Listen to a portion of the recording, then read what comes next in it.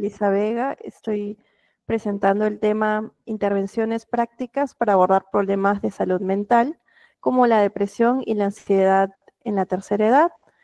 Yo soy médico especialista en geriatría, como ya me presentaron, y soy asistente en el Hospital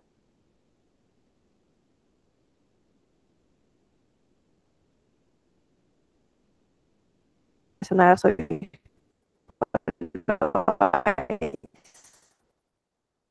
La agenda que vamos a tener el día de hoy va a ser una introducción breve para terapias complementarias y psicoterapia que también se pueden brindar, intervenciones ya farmacológicas y unas breves conclusiones, también un algoritmo para poder hacer el tratamiento en adultos mayores. Sí, ya que los adultos mayores sí hay una alta prevalencia de depresión, pero en cifras es un poco más crudo. A partir de los 60 años, aproximadamente la prevalencia es un 5.7%, y ya cuando van aumentando en edad, a los 85 años, la prevalencia puede ser hasta 27%, y esto es mucho más en adultos mayores que están en casas de reposo, que están generalmente institucionalizados, que puede llegar a ser 49%. Si nos centramos solamente en los adultos mayores de 85 años, básicamente, si nosotros tenemos en la consulta un paciente de 85 años o más, miren, uno de cada 4 de estos pacientes va a tener depresión, entonces es importante que podamos identificar a tiempo y saber cuál abordaje podemos brindarle. Y en adultos mayores, el 20 al 50% de los casos de depresión vienen acompañados de déficit cognitivos. Puede ser deterioro cognitivo leve, alguna demencia que está iniciando también o ya que está acentuada.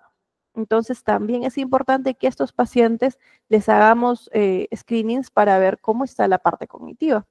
Y dentro de los screenings para depresión, generalmente usamos la escala de depresión geriátrica, y esa BASH, bastante conocida, que tiene en versiones cortas de 5 preguntas, también la que generalmente utilizamos, que es la de 10 o 15. Tenemos también para los screenings de ansiedad, principalmente la clínica, porque estos pacientes van a venir con muchos síntomas asociados a ansiedad, incluso algunos con crisis de pánico, ¿no? Y también podemos utilizar la escala de Hamilton para ansiedad o la de Goldberg, que es ansiedad y depresión. Sí, me parece importante siempre también descartar que puedan haber otras condiciones que puedan brindarnos síntomas similares a depresión o ansiedad. Por ejemplo, patologías tiroideas. El hipotiroidismo podría asemejarse a cuadros de depresión, ya que el paciente estaría bastante aletargado, estaría también con problemas para poder recordar ciertas cosas, una capacidad menor, ¿no? de poder traer al momento los recuerdos, incluso también estaría con mucho sueño, con menos actividad, podría por ahí confundirnos. Si hay déficit de vitaminas, vitamina D, vitamina B9, vitamina B12, también tiene síntomas similares que podrían confundirnos, ¿no?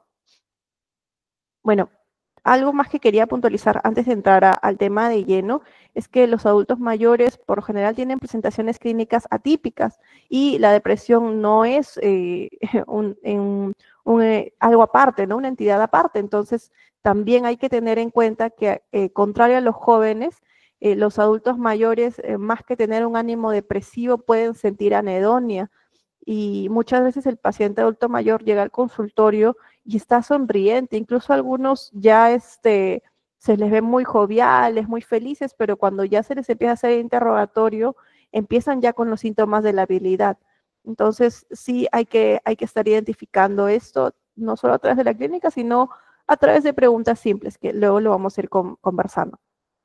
Síntomas somáticos que pueden tener: la pérdida de apetito, insomnio, también pueden sentirse cansados, sentir falta de energía, puede acompañarse de déficit cognitivos, y acá hay un overlap bastante marcado. A veces simplemente por un tema depresivo, el paciente adulto mayor puede bajar su capacidad cognitiva, pero también en casos de demencia es bastante frecuente que haya depresión, entonces hay un overlap ahí. También pueden haber molestias gastrointestinales y un retardo psicomotor, ¿no? Algo también que les quería comentar cuando hablaba de la clínica en los pacientes, en las consultas, generalmente en la primera consulta, cuando abordo al paciente, pues no le puedo hacer una valoración geriátrica integral, pero con la simple pregunta de cómo consultarle al paciente, cómo está su estado de ánimo, muchos ya nos dan bastantes indicios de realmente cómo están. Y hay algunos que, como les comentaba, ingresan sonrientes al consultorio, ingresan conversando bastante bien, aparentemente normal, pero con preguntarles cómo está su estado de ánimo, pues se derrumban bastante. Entonces, tengamos esa simple pregunta siempre en cuenta.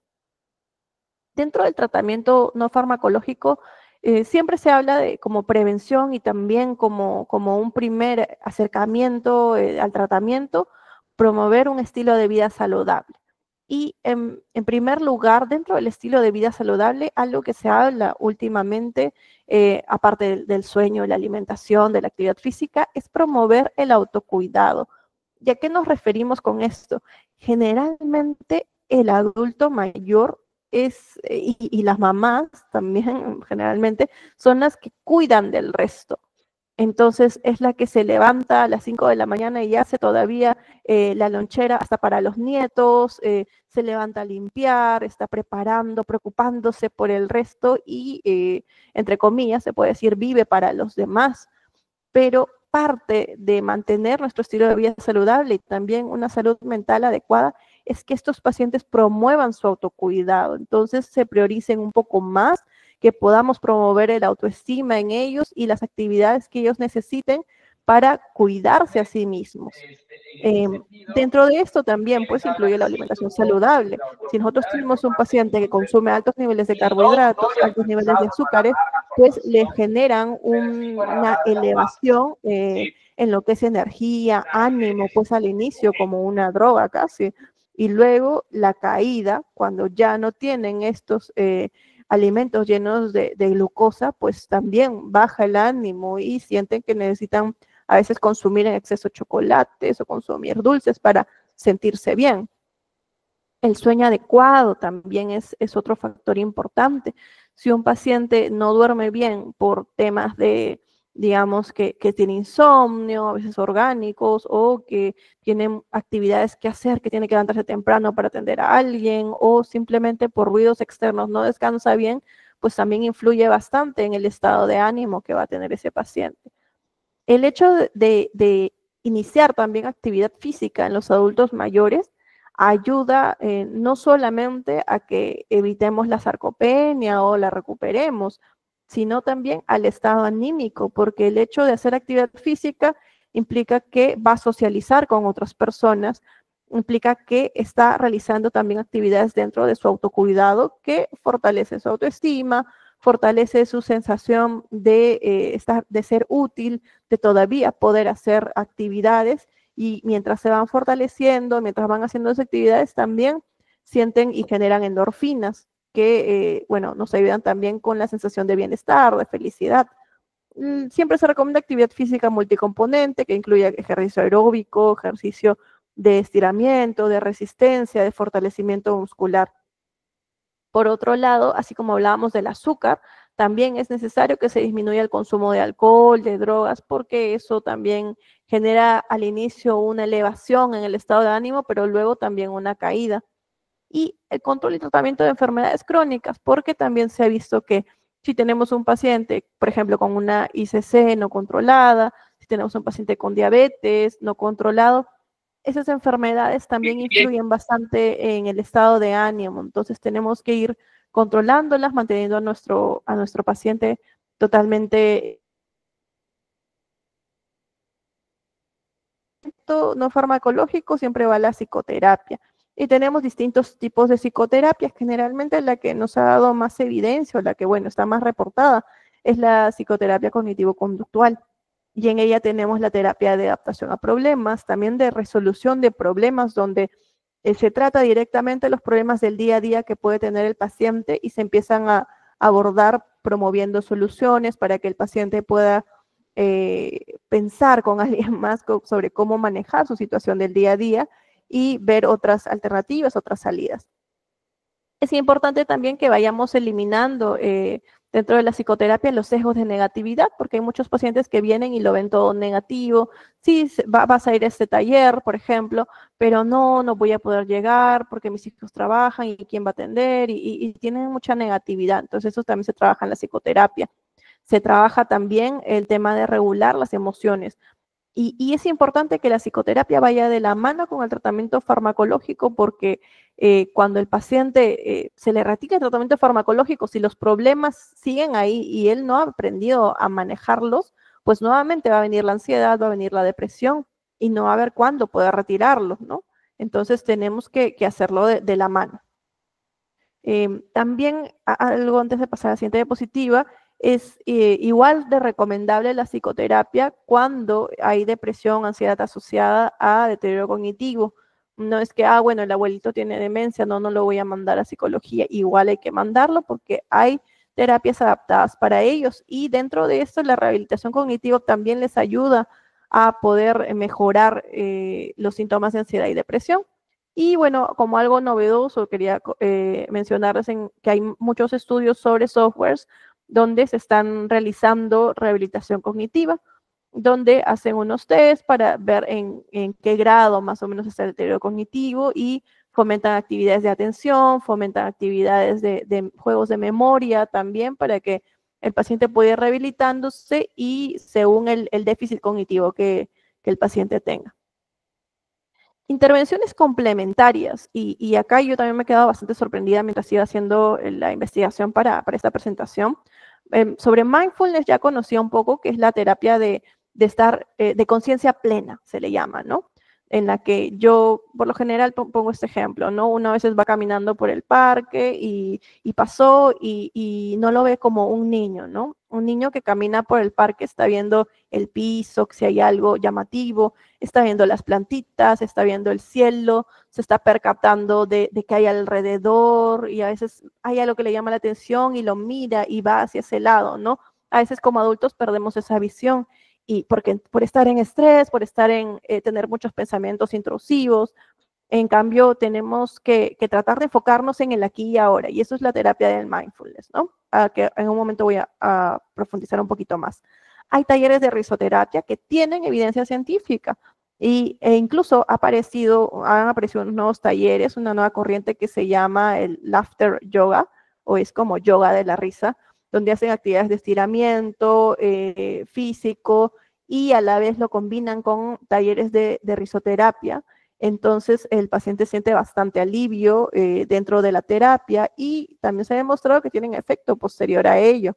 También vamos a comentar esto un poquito más adelante. El contacto con la naturaleza, las actividades de jardinería, horticultura o caminatas dentro de la misma, de espacios naturales, ¿no? En contacto con la naturaleza también nos ayuda a poder alejar estos pensamientos negativos, distraernos de los problemas de la cotidianidad y también ayudan como complementariamente a tratar ansiedad y depresión. Y también el pertenecer a grupos sociales aleja al paciente del aislamiento, genera estas conexiones y también nos ayuda con ese tipo de síntomas. Pueden ser grupos parroquiales, pueden ser grupos como de club del adulto mayor, SIAM, CAM también. Entonces, aquí les presentaba un estudio sobre el efecto del mindfulness, no solo en la reducción del estrés, sino también en depresión, en la regulación emocional y problemas del sueño. Aquí hacían unas 8 sesiones de 90 minutos de duración, una vez por semana, y practicaban, como les decía, la conciencia plena, ¿no? Entonces aquí el paciente, por ejemplo, habían prácticas de yo voy a comer algo y tengo que estar presente con mis 5 sentidos, mirar que me voy a comer, oler que me voy a comer, tocarlo, poder sentir mientras como si es que genera algún sonido, percibir el sabor, tratar de recordar si esto me lleva a de repente algún sabor que yo he experimentado antes. Entonces tratamos de generar una conciencia plena de lo que yo estoy haciendo en este momento. Eso es solo con la comida, también se hace como un body scan, o sea, voy percibiendo mis manos, voy percibiendo mi cuerpo, cada parte, si me muevo, cómo siento mi cuerpo.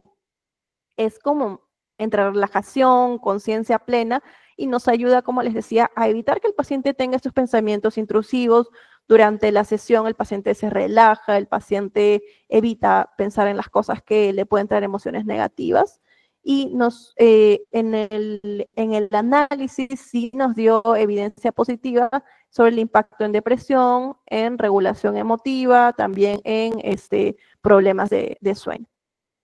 Sobre el yoga de la risa que les comentaba, también la evidencia nos resalta que sí es efectivo y en este estudio, por ejemplo, la intervención era 30 a 45 minutos, 2 veces por semana y se hizo por 4 semanas.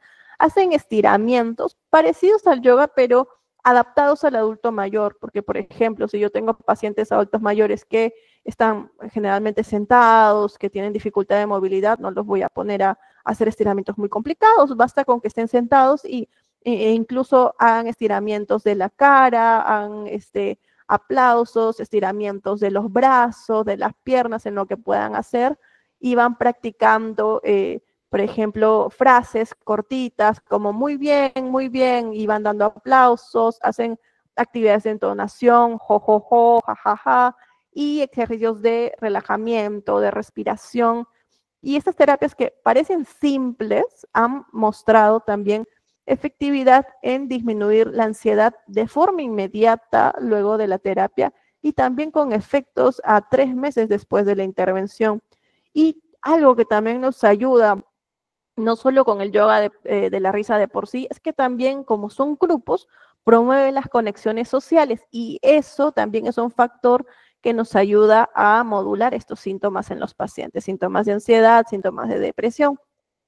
Los efectos de la horticultura o jardinería también, y estos incluso tienen más efecto en depresión y también ansiedad. Y yo considero que es también por el contacto que tienen, es un poco de mindfulness, porque el paciente tiene un contacto con la naturaleza directo, estás tocando una planta, la tierra, estás oliendo, también percibiendo aromas que generan estas plantas, estás haciendo una actividad en grupo, estás concentrándote en lo que estás haciendo y estás viendo el progreso de tus cultivos o de tus plantas. Entonces también eso es un buen factor. Así que recomiendo que si pueden empezar a cuidar plantitas, tener también en sus casas, poco a poco hacer un pequeño jardín, también es un factor que no solo nos da un efecto positivo cuando ya hay depresión, sino también como factor protector.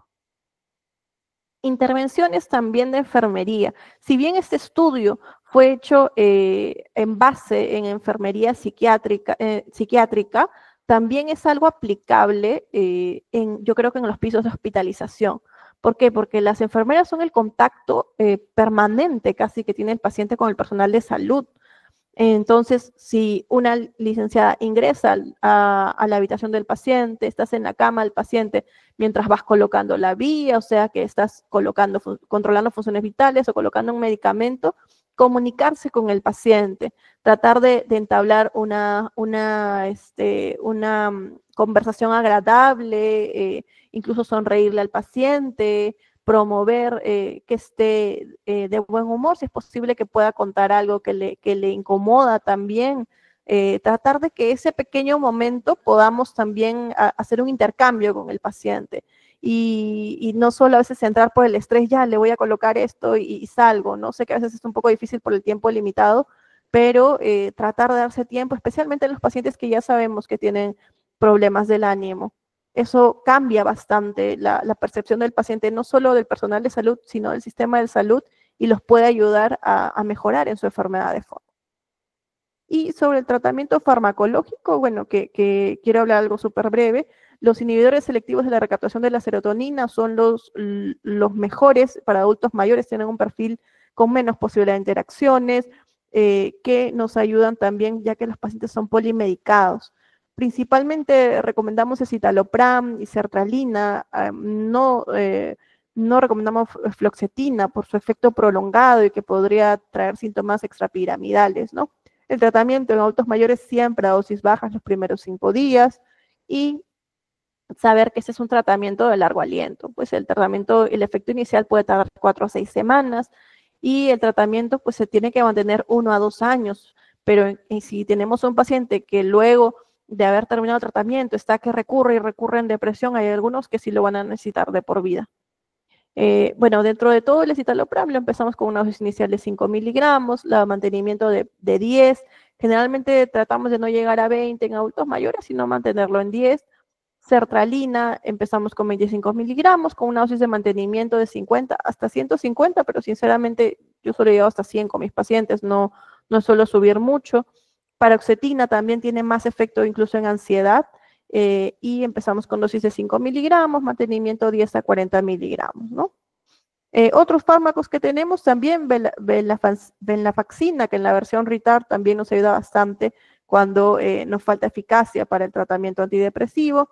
Duloxetina cuando es un paciente que ya tiene un dolor crónico, especialmente si es neuropático y también hay depresión, nos ayuda por ese lado. Mirtazapina generalmente lo usamos si es que el paciente también tiene insomnio y falta de apetito acompañada con la depresión, porque tiene ese efecto del sueño, de aumento del apetito, aumento de peso, entonces lo podemos usar por las noches en estos pacientes. Fármacos contraindicados totalmente, tratamiento de depresión, incluso fármacos contraindicados para darle al adulto mayor, antidepresivos tricíclicos, hay que desterrar, no usar amitriptilina en adulto mayor. Los efectos secundarios son amplios, anticolinérgicos, incluso toxicidad cardíaca, les genera también más mareos, más riesgo de caídas, entonces hay que tratar de evitarlos. Y dentro del tratamiento de ansiedad, igual los inhibidores selectivos de la recaptación de serotonina también nos ayudan como tratamiento de la ansiedad, pero cuando ya hay momentos en los que hay crisis de angustia, crisis de pánico, pues tenemos que usar benzodiazepinas que tengan una vida media corta o intermedia, de preferencia para evitar otros efectos adversos, ¿no? Y en algunos casos también se puede usar pregabalina para controlar el trastorno de ansiedad. Dentro de las benzodiazepinas de una acción media, que no tienen acción de vida larga, tenemos lorazepam, alprazolam, que hay que usarlos por muy corto tiempo, generalmente menos de un mes, ya que tienen ese efecto adverso de poder desarrollar dependencia, desarrollar también un deterioro cognitivo a raíz de esto. Así que generalmente tiempo corto, menos a un mes, hasta que los inhibidores selectivos de la recaptación de serotonina nos vayan haciendo efecto, que es entre 4 a 6 semanas justo. Entonces, tratar de darlo solo cuando sea necesario, no empezar a darles porque mi paciente tiene insomnio, le doy alprazolam, le doy lorazepam. Enfoquémonos un poquito más de por qué viene el insomnio. Si es un insomnio porque tiene un dolor crónico que le viene, un dolor crónico neuropático que empieza más en las noches, pues puedo iniciar pregabalina y me va a ayudar a que descanse, me va a ayudar a modular el dolor crónico, me va a ayudar también con problemas si es que tuviera ansiedad. Si tiene un dolor, digamos, tiene insomnio, pero también es por depresión, y también veo que el paciente tiene como falta de apetito, pues puedo iniciar mirtazapina y voy tratando de agrupar los medicamentos para que el paciente adulto mayor no esté con polifarmacia o evitemos en lo posible. Entonces, el algoritmo básico con el que quiero que se queden es que hacemos un enfoque multidimensional del adulto mayor.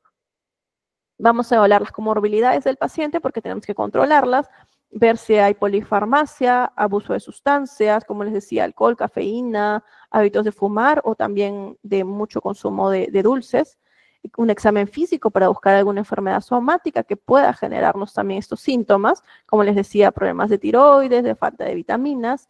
Evaluamos de todas maneras cómo está el estado cognitivo del paciente, porque les hablaba del overlap de deterioro cognitivo y depresión, y buscamos también síntomas de agitación, ansiedad, ¿no?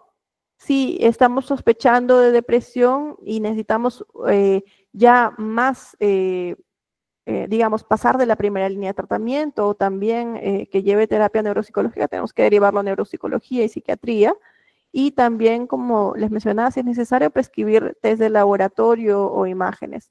Y ya en el caso de que sea una depresión confirmada, vemos sobre factores modificables en la vida del paciente que nos pueden ayudar a mejorar el ánimo, si es que hay dolor, si es que hay problemas de déficit sensoriales de la vista, de la audición, problemas de soledad o si le falta soporte social de repente, para ver en qué tanto podemos intervenir.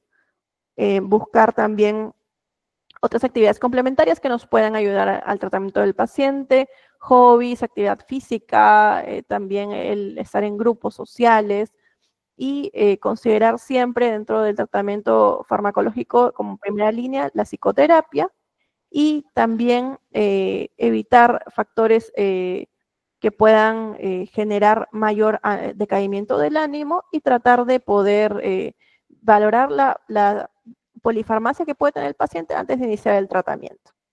Y bueno, siempre los controles que necesita el paciente hasta terminar el tratamiento antidepresivo. Si no vemos una respuesta, pues es válido poder intentar ampliar un poco más la dosis o cambiar de antidepresivo. Y bueno, ya en estos casos ya los manejaría más psiquiatría. Entonces, para concluir, la depresión y ansiedad son fenómenos muy comunes en el anciano, más frecuentes en población institucionalizada, con fragilidad y dependencia funcional. La prescripción debe ser muy cuidadosa y precisa, con un monitoreo adecuado durante toda la duración del tratamiento y evaluando siempre la polifarmacia del paciente, tratando de evitarla. Muchas gracias. Muchas gracias, doctora Melissa Vega. Muchas gracias por su exposición. ¿Alguna pregunta que tengan para la doctora sobre este tema tan importante? Pueden alzar su mano o pueden compartir sus dudas por el chat para poder yo hacer la pregunta a la doctora.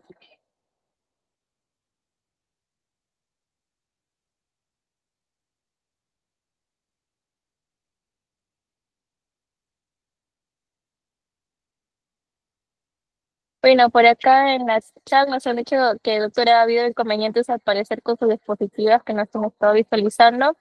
Bueno, vamos a coordinar para poder enviarle los PPTs. En este caso, Claro, sí, en algún momento. Sí. Ujú. Ya, doctora, por favor, para compartirles con todos. sí, está bien. Yo te lo voy a estar enviando para que lo puedan compartir. No, doctora, gracias.